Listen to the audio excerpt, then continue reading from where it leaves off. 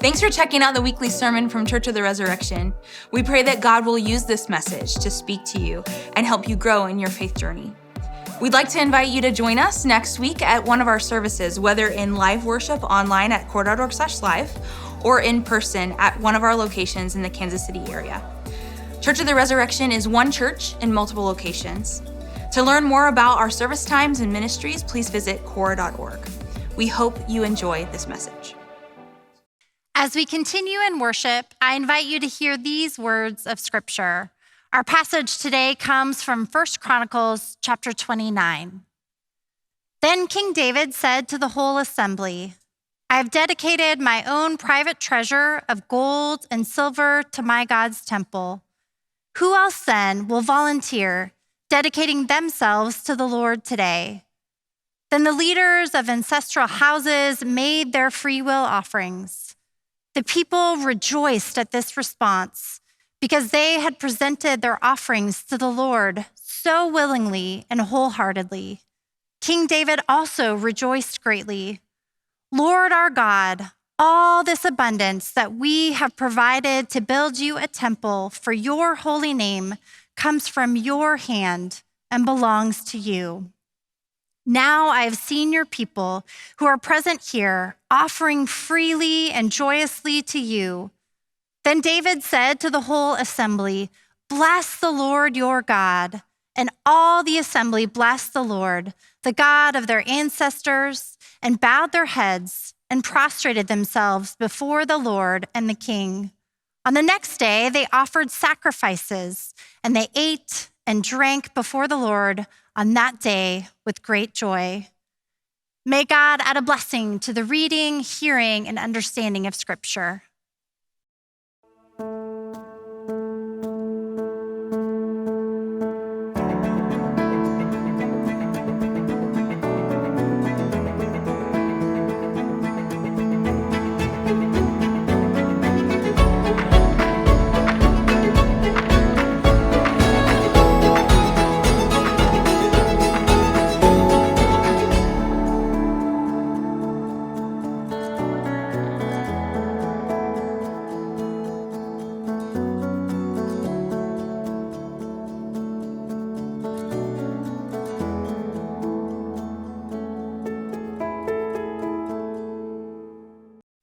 This is an exciting weekend at Church of the Resurrection. We are returning our commitment cards today in our annual stewardship campaign, but also for our capital campaign, in which we're trying to create spaces for future generations, for our kids and their kids, for Gen Z and the Alpha generation and those who come after them.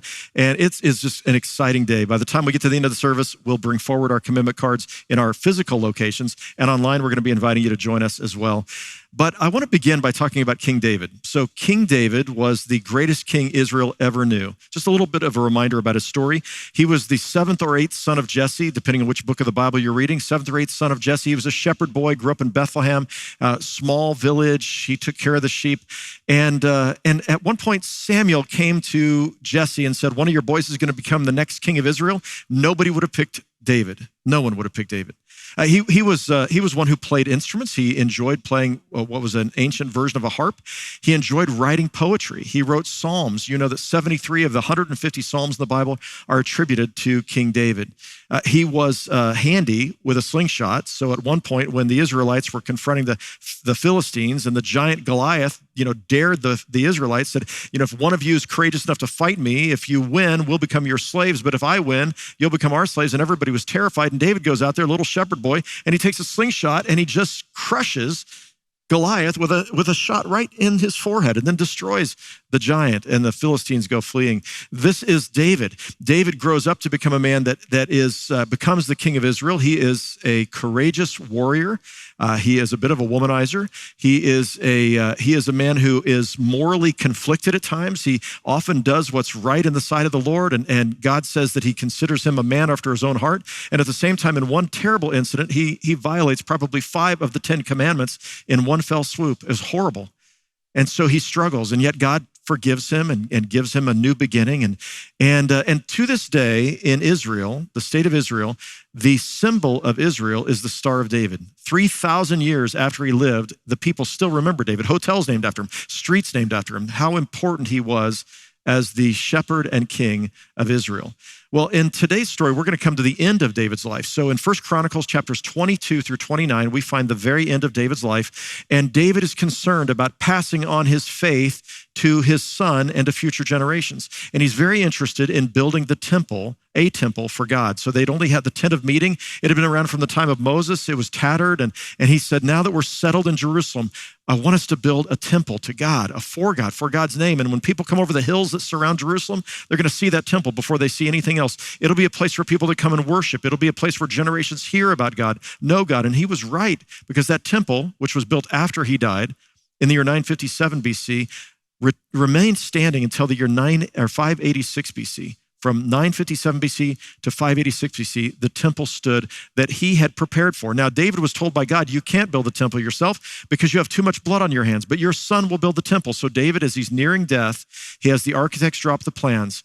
And what we're going to read about today and hear about today from our scriptures is what happens as he prepares the people for the building of the temple. Interestingly enough, Solomon's temple, nobody knows exactly what it looks like, but 1 Kings chapter 6 describes it. And I thought you might enjoy seeing this three-dimensional rendering of what the temple might have looked like. This comes from a man named Daniel Smith, and he's a professor at Brigham Young University. Take a look.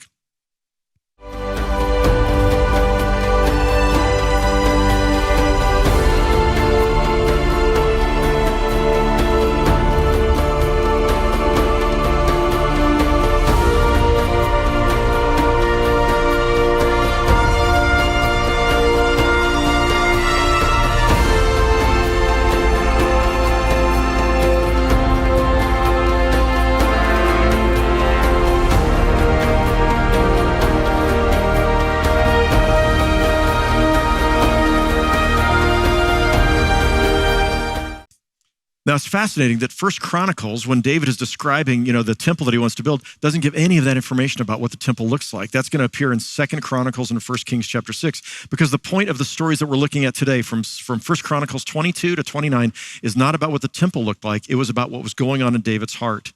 David desperately wanted to pass on his faith to future generations. He wanted to make sure that Israel knew that God had created them, had given them existence, had given them this land. He wanted them to know that. He wanted them to have faith in the generations that were yet to come. He wanted his son to know that faith.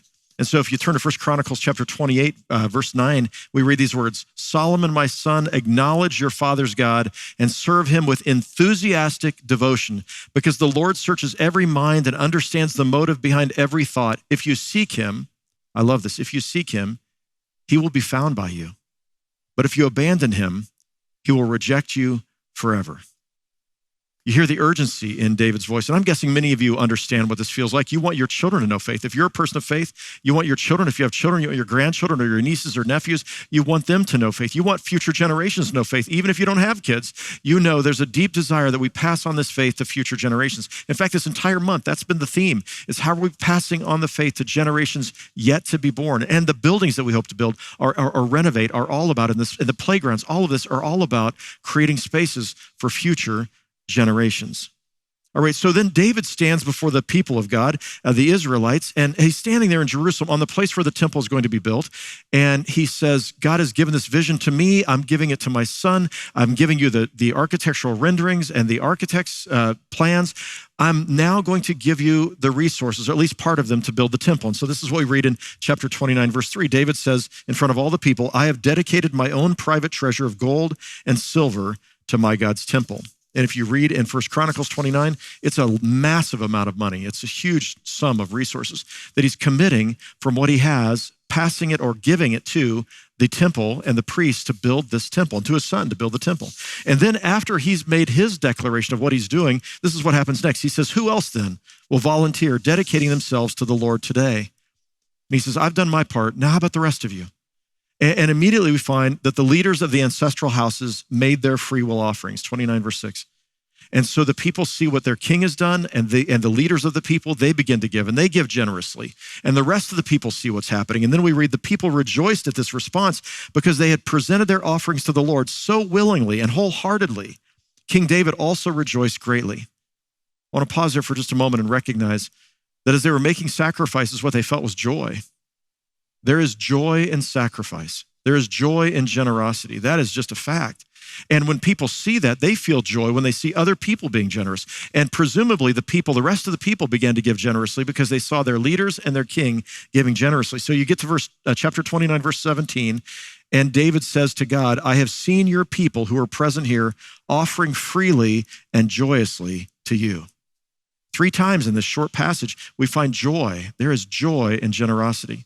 There's joy in sacrifice. We feel that in all kinds of sacrifices. When we sacrifice for our children or our loved ones at Christmas time, do you get more joy from what you give or from what you receive? And the answer is true for almost all of us. We get more joy in what we give than what we receive. That's what Jesus said is more blessed to give than to receive. This week I was studying some of the papers that have been written, scientific papers, peer-reviewed journals, looking at the impact of generosity on our lives. One of those papers took 350 others and summarized the findings. And I want to share with you a little of what I read this week, things that you probably already know. So we find that generosity leads to greater joy in life, greater happiness in life, greater life satisfaction. People who are generous are happier in life. They feel more satisfied with their life. We find that generosity leads to better relationships, better health. It leads to less stress. Generosity leads to marital happiness, increases in marital happiness. When a spouse is generous, when you're married to a generous person, you find yourself more in love with that person. When 2 people are generous and towards each other, you find that love continues to grow and that there is a lowered risk of divorce in families where husband and wife are generous towards each other, generous both with gifts, but also with our time and with what we do to serve each other. So marital satisfaction goes up with generosity. Generosity makes people more attractive to potential mates. If you're single and you want to be dating somebody, you're interested in this, it's not that you show off your generosity. It's just that if you're by nature generous, you're giving to other people, you're generous in how you look at what's happening in the world, people are drawn to that. And you understand that. Would you rather hang around with and have as a friend somebody who is greedy and stingy, or would you rather have a friend who is generous to other people? And you know the answer to that. We all are drawn to people who are more generous. People who are more generous, older adults who are more generous, live longer and they report greater life satisfaction in their old age when they are more generous than the people who are less generous. And studies have found this, that spending more money on yourself does not result in greater happiness most of the time. There's a little bit of an increase in happiness when you spend more money on yourself. What you find is that if you really want more bang for the buck, you look at how can I be more generous, and you're going to find that your happiness in life, your satisfaction in life goes up. Now, what David found that day was that his example, became a witness to other people. They were drawn to want to do what he'd done. Generosity begets generosity. It inspires generosity. And that's what happened. David gave generously. Then the leaders gave generously because they were inspired by his example. And then the people saw and they gave generously. And in all of those cases, there was joy. Now, today is our Capital Campaign Commitment Weekend and our annual Stewardship Campaign Commitment Weekend. We're going to be filling out a pledge card when we get to the end of the service. Those of you online will be doing this online. If this is your church family and you want to participate, those of you in person, if this is your church family, we hope you'll participate as well. And I want you to know we have people who have committed when we built the sanctuary that I'm standing in, 2 of the lead gifts came from people who had never been in our buildings up to this point. They lived in other parts of the country who said, we want to invest and what's happening at Resurrection because you're changing the world and we want to be a part of that. This campaign so far, we've had people who brought gifts by parents of people in our congregation who go to other churches but have said, we want to invest. We heard Pastor Adam talk about this on TV or online. We want to be a part of this. And so there's something happens when you see this happening, you hear the generosity of others, you say, I want to be a part of it too. I want to invest in changing the world.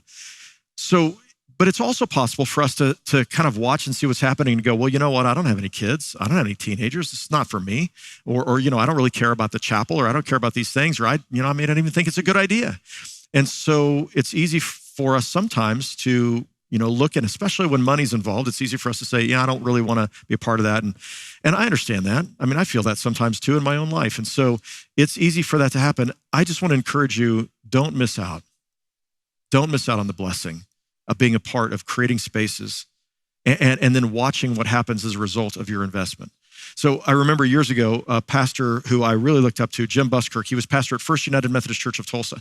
And he told a story of how he and 5 of his friends, pastors, all went to Colorado. They rented a house on a mountainside in Colorado. Now, it wasn't next to the resort, so they had to drive back and forth to the resort. But they were in this beautiful house, and they were just enjoying guy time and playing cards and all that, and they were going to ski every day.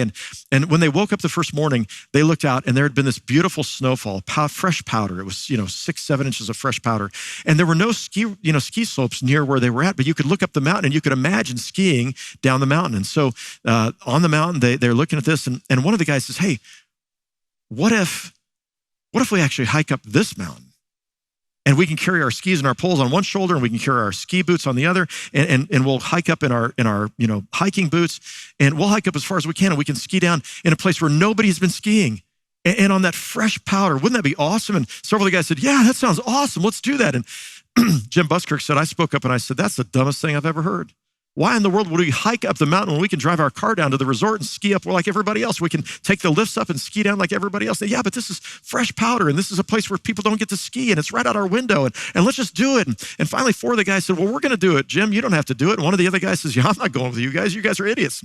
So they walked out the door. They had their skis and poles on one shoulder, their ski boots on the other. They hiked up the mountain. They started hiking up, and Jim Busker said, I'm standing there with my other friend, and we're watching up that window, watching out the window, fireplace there. We have our coffee in our hands, and they're hiking up, and they didn't go up just a little ways. I mean, they kept hiking 30, 45 minutes. They hiked up the mountain. We could almost hardly see them. They were so small by the time they got high enough, and then we could tell they stopped, and they sat down on the ground. And the whole time they're hiking up there, we're talking about how stupid they are and how dumb that was, and how we're glad we're standing here where it's warm in the front of the fireplace with our coffee.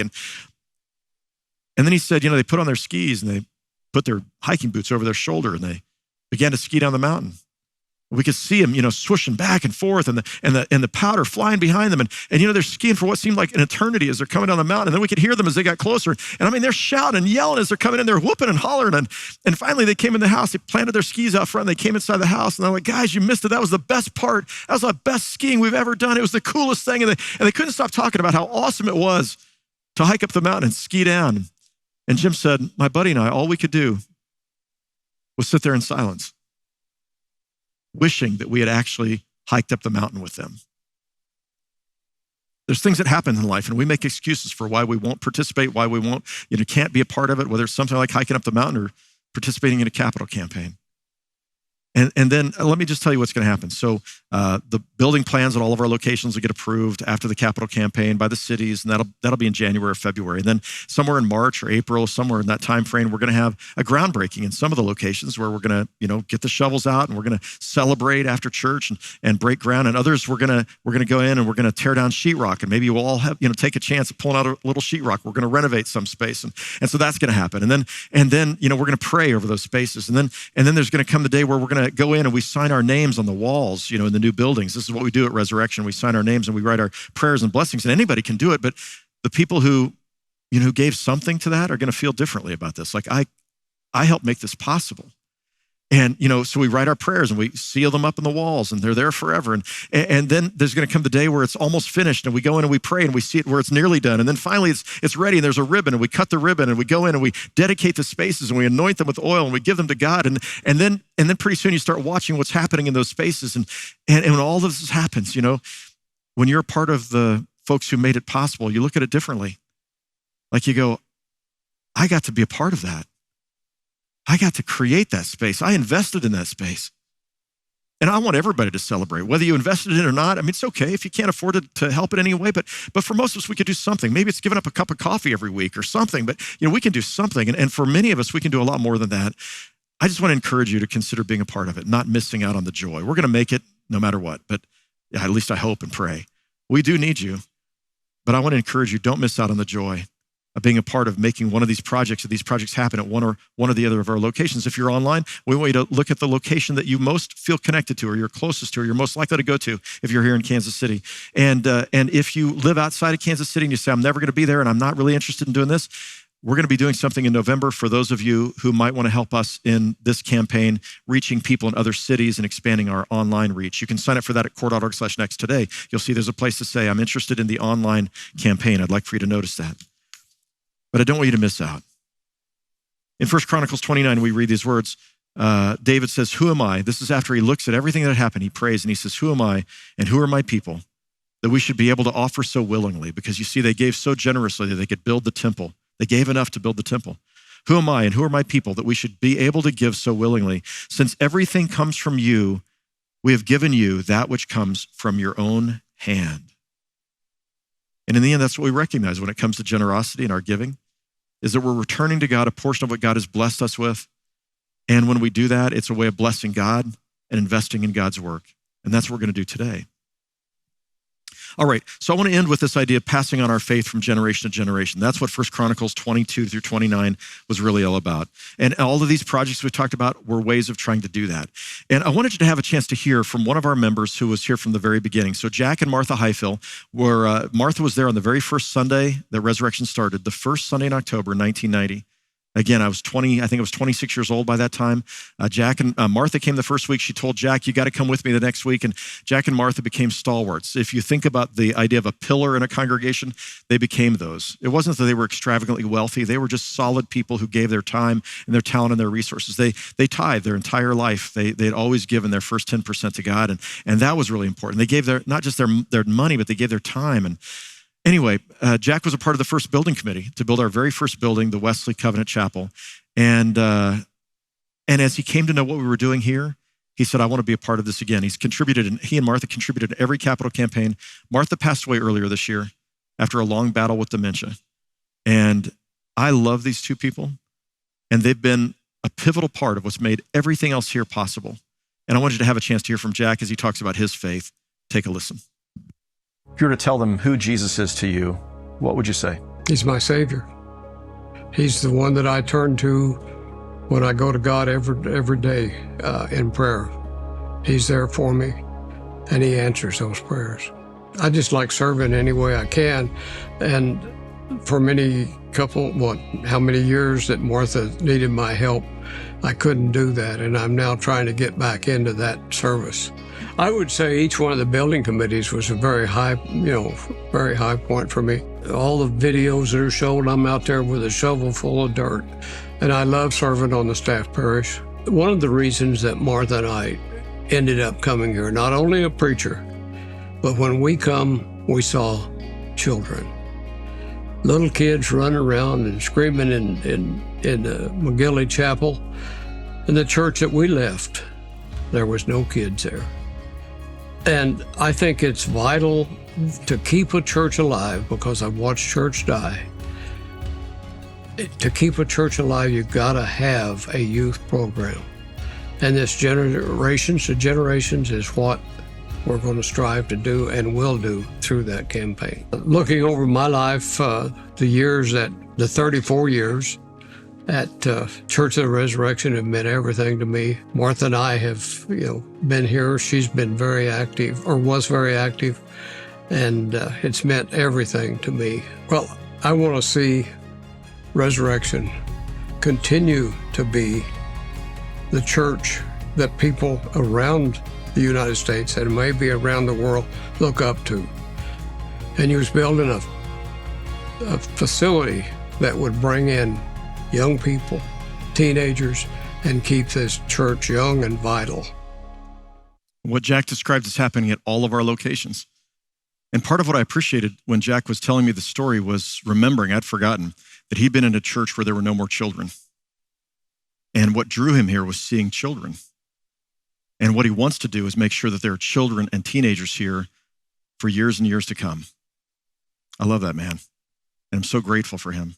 And this for him is his 10th capital campaign to participate in at Resurrection. This church is built upon people like Jack, who gave of themselves, who sacrificed in order to create the spaces and the online technology and everything else for us to be able to reach people that we're reaching today, for you to be a part of this congregation. All right, I want to turn to David's last psalm in the book of Psalms. So in the book of Psalms, 73 psalms attributed to David. The very last one is Psalm 145. And I imagine that he would have written this about the same time that he was giving his part of his estate to build the temple and asking his son to remember the faith. And he says this, one generation, he's praising God, one generation will praise your works to the next one, proclaiming your mighty acts to them. They will talk all about the glorious splendor of your majesty. They will speak of the power of your awesome deeds. I love that it's important for us to pass on the faith from generation to generation. Psalm 78, which has been our theme psalm this month, has said the same thing, that we are to tell of God's glorious deeds to future generations, and they in turn tell them to their generations, so that generations yet to be born will know the goodness and glory of God.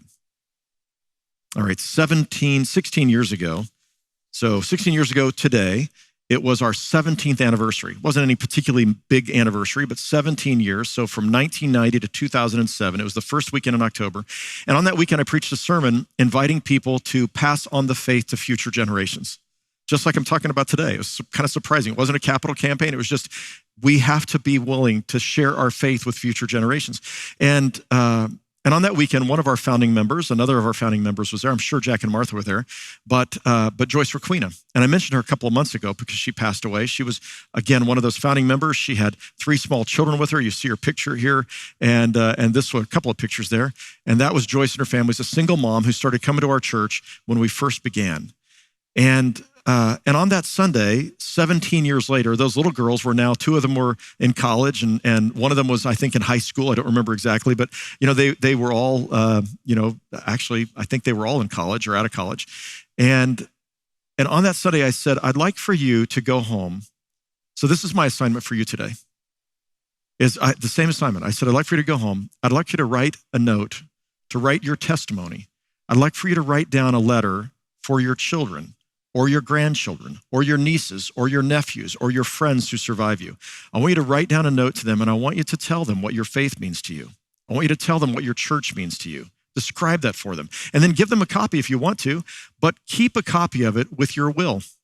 So your will is your last will and testament, but really your last testament will be your testimony, will be you sharing your faith. And so when Joyce died a couple of months ago, and her daughters, who are now all grown up in their 30s and 40s, came to my office so we could plan her funeral service. They handed me this letter. They found it among her things. And for them, it was once more a testimony after Joyce's death to her faith. I want to share with you just a little bit of it. She talks about, as I remember over the last 17 years, there have been so many wonderful opportunities for ministry and growth in my life. She talked about growing up attending church, but never really knew Christ and what a relationship with Christ was really all about. She talked about how her family felt welcomed. The single mom with these 3 little kids felt welcomed when they walked in the doors of the church the very first time, and how involved they became and how involved she became. A small group. She was in Sunday school, choir, missions, women and children's conferences, weekend campouts, all of this. And she said, when I joined Church of the Resurrection, it was a very stressful time in my life. I'd just become a single mom, and I had 3 little girls I was trying to raise. And we needed community. We needed a place for my children. I needed a place for them, and I needed a place for me. These were some of the children that Jack saw when he first started coming to Church of the Resurrection and was drawn was Joyce's children, Emily, Laura, and Mary. And then she talked about how faith had played such an important role in creating a foundation for her children's life, for her children's lives, and how through her faith at Resurrection, it made me stronger by being involved in the different ministries and in worship over these 17 years. And she left this as a testimony for Emily, Laura, and Mary. I love the fact that this is what they found when they began to prepare for her funeral service. I wonder if you might write a testimony for your children or your loved ones or those who come after you. And again, if you want to send it to somebody else, if you want to send a copy here to the church, we'll have it in your file here. But I'd love for you to leave it with your important documents, so that at your passing, 20 or 30, that was 16 years ago she wrote this letter, but 20 or 30 years from now, or 5 years from now, or 50 years from now, your kids might know the depth of your faith and what it meant to you. I'd like to encourage you to take the time, before you go to bed tonight, I'd like for you to take the time to write a testimony of your own faith and what this church has meant to you. And you might even put in there your hopes and dreams for the future of this congregation. All right, we said before, the buildings are only tools. We don't exist to build buildings, but they are powerful tools when it comes to ministry and mission. And this is what we're aiming to do with the capital campaign. So our regular offering, our campaign, or it's not our campaign, but our commitment card for the regular ministry pays for all of our programs and ministries, worship, and everything else that this church does to impact the world. Thousands and thousands of things that happen every year through this church to care for people, to help them know Christ, to help them grow deeper in their faith, to live out their faith in the world, to find healing and hope and help and community. All of that is what you make possible through your regular commitment. And that's a 1-year commitment. But there's also a pledge card attached to that for those of you who are in person. And for those of you online, you'll find this if you want to click on the link in core.org/next. You'll find there's a pledge card for the capital campaign, a 3-year pledge. Over the next 3 years, you might give up a cup of coffee every day at Starbucks, or you might think of what you might give up or what you might be able to give, or how you could be a part of making these spaces possible, being a part of this journey with us and investing in the lives of people whose lives will be changed. And I'd love to invite you to fill out that commitment card today as well. We're going to do that in just a moment. But I want to wrap up with this story. In 1993, we held our first capital campaign. So we were 3 years old. Our first capital campaign was called Lift High the Cross. And we were going to build our very first building here at Resurrection, what's now the Wesley Covenant Chapel. You can see a picture of it on the screen. And this chapel was our very first building and has served us well for the last 29 years.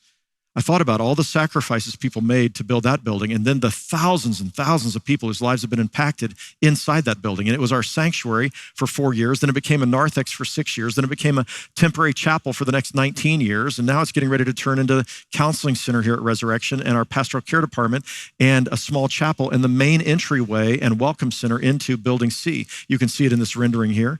And so it's going to become that. It will have been 3 different things over its lifetime, and that's probably the last thing it's going to be is what you see there on the screen.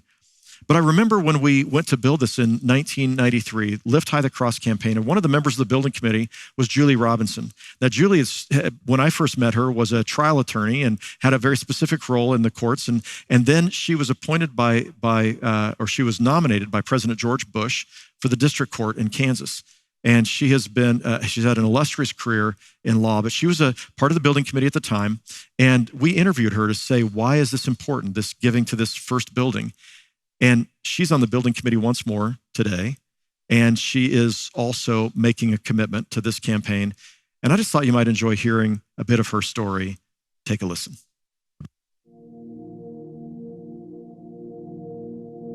My children have both been introduced to this church at very young ages, and my hope is that they will grow up in this church and that this, hopefully, unless they move, will be their home church, and that it will be as much, an ongoing part of their lives as their family is. Hopefully the people that will be here 100 years from now will be just as excited about continuing the church and having it grow and having its ministries grow. And that makes me feel really good. I don't think there will be too many other things I can point to on earth, except maybe perhaps my children's children, that will be a legacy that I really had something to do with. We came to Resurrection the first time we visited, and I knew this was it, and we kept coming back. What I quickly realized, though, is that I needed this church as much as they did. I needed to be in a faith community, I needed to learn, I needed to study, I needed to grow, and all of those things began to happen almost immediately. My hope then, 32 years ago, was that this church would grow and would continue to be a strong faith community. My hope was that my children's children would come to know Christ in this place and would grow in their faith in this place. My earliest memories of Resurrection are probably like Vacation Bible School, Sunday school. I have early memories of going to like summer programming and things like that. I have a lot of memories of being in student ministries here. So starting in 6th grade, I think I attended my first summer youth front and going to camp. And back then it was Surge, the middle school mission trips in the summer.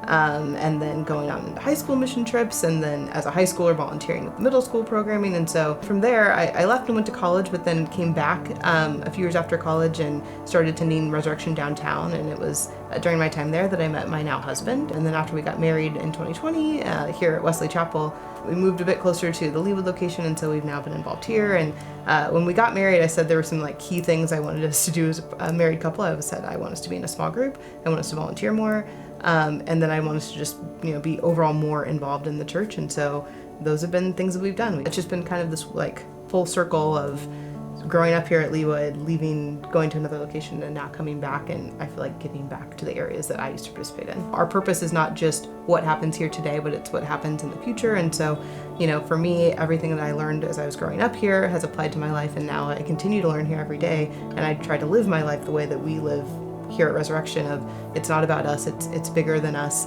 So this is my daughter Charlotte. She's now 2 months old. And my hopes and dreams for Resurrection are that the experience I had is an experience that Charlotte gets to have. I grew up here, I met my husband here, I got married here, and now I continue to live my adult life here. And my hope for Charlotte is she follows that same path. It's been an incredible blessing to be a part of this community and to see my children grow up to be people of faith, and to now watch my daughter and son-in-law nurture little Charlotte in her faith, and to know that she's going to learn Bible stories here, and then she's going to dive deeper as she gets older into Bible study, and she's going to see a lot of people around here that model for her what it means to be a Christian in your daily life. It's really exciting for me. I just can't wait to see it all unfold. I love that story because it captures exactly what we're talking about this month. As we pass on our faith the best we can to our children and help them grow up in the church and help them grow in faith. And sometimes they wander away for a while, and we hope they come back. And as they come back, then they start thinking about raising their own children in the church and the hopes and dreams they have, or the hopes and dreams their parents had before them. And we pass on our faith from generation to generation. And that's what we're doing today. So at all of our locations, we're going to invite you to fill out a commitment card. And for those of you, again, online, you'll find a link that you can click on at core.org/next. And on the left side is your annual ministry fund. This is what you give to make possible the ministry of the church. This is your tithes and your offerings. And then you open it up and you find the generation to generation commitment and a chance for you to make a commitment over the next 3 years to create spaces where children will grow in their faith and their children will grow in their faith and the world will be changed. I want to invite you to be a part of that today and to find great joy in what you do. Would you bow in prayer with me? God, thank you so much for all of those who came before us, these pillars in our congregation, Joyce, who raised her girls in the church, and Jack and Martha, and for Julie and her family, and for so many others who invested in 1993 to create the first space for this church to meet in, a space that's had a huge impact in the years since then. And for all of those who came before it, all of the locations that we have campuses at, Resurrection West and Resurrection Downtown, Resurrection Blue Springs and Resurrection Overland Park, and Resurrection Brookside, for the Foundry service, Leawood and the Sanctuary and the Chapel, for all of these. And for all of those who join us online, and for the people who invested in that technology and gave of themselves to be able to create TV and online worship experiences for people across the country and around the world. Thank you for all of them. And we pray that you would help us to join them in giving generously to you this day, just a portion of what you've given to us. That you'd help us to honor you with our tithes, help us to sacrifice as David and the people of his day did in our capital campaign commitment, and use all of this for your glory, and so that generations yet to come would come to know you. In the name of the Father, the Son, and the Holy Spirit, amen. Thank you for watching this week's sermon. We'd love for you to join us again for live worship, online or in person. To learn more about Church of the Resurrection, please visit core.org. Have a great week, and we'll see you next time.